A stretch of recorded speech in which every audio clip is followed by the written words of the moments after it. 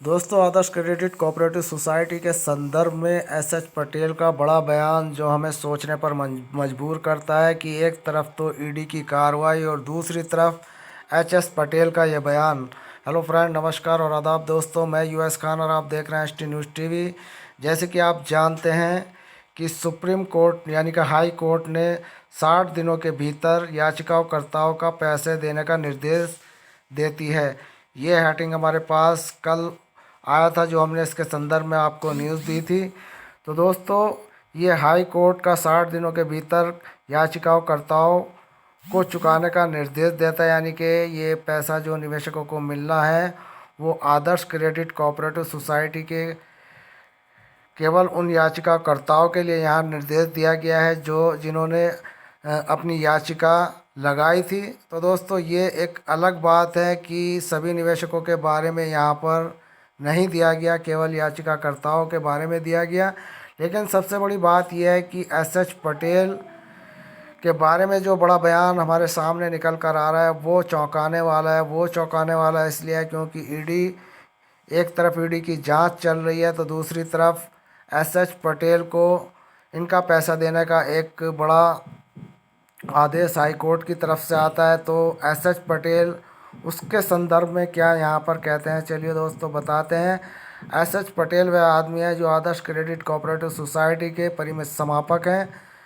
उन्होंने कहा है कि ईडी की जांच के कारण वह पीड़ितों के साथ न्याय नहीं कर पा रहे हैं। कई जांच एजेंसियों द्वारा खाता जमा और संपत्तियों से जुड़े होने के कारण मुझे भोले भाले निवेशकों का पैसा वापस करना मुश्किल है। जी हाँ दोस्तों, ये कहना है पटेल का। और आगे खबर है कि प्रवर्तन निदेशालय और अन्य जांच एजेंसियों ने सोसाइटी के संपत्ति और जमा खातों को संकलन किया है। यह याद दिलाता है कि पिछले साल अक्टूबर में ईडी ने आदर्श क्रेडिट कोऑपरेटिव सोसाइटी की 1,479 करोड़ रुपए की संपत्ति को अटैच किया था। आदर्श क्रेडिट कोऑपरेटिव सोसाइटी के संस्थापक चेयरमैन मुकेश मोदी और उनके परिवार के सदस्यों पर आरोप है कि उन्होंने पोजी स्कीम चलाई और कई फर्जी कंपनियां मंगाई, जिसमें से उन्होंने 8,400 करोड़ रुपए निकाले। आदर्श क्रेडिट सोसाइटी के 8 साल में 20 लाख लोगों ने 14,682 करोड़ रुपया का निवेश किया। तो दोस्तों, इस वक्त कहानी जो है, हमारे यहाँ कहावत है कि रज़िया गुंडों में फंसी हुई है।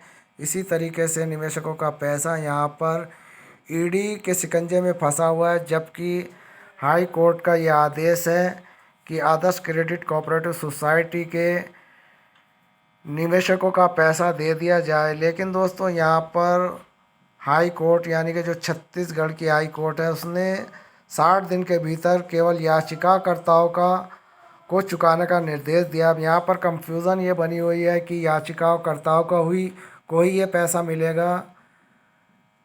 तो दोस्तों, यहाँ पर बड़ी मुश्किल हमें यहाँ पर दिखाई दे रही है कि याचिकाकर्ताओं को ही अगर ये पैसा मिलेगा तो बाकी के निवेशक क्या भाड़ में जाएंगे। ये बड़ी सोचने की इस वक्त हमारे सामने सोचने का विषय है।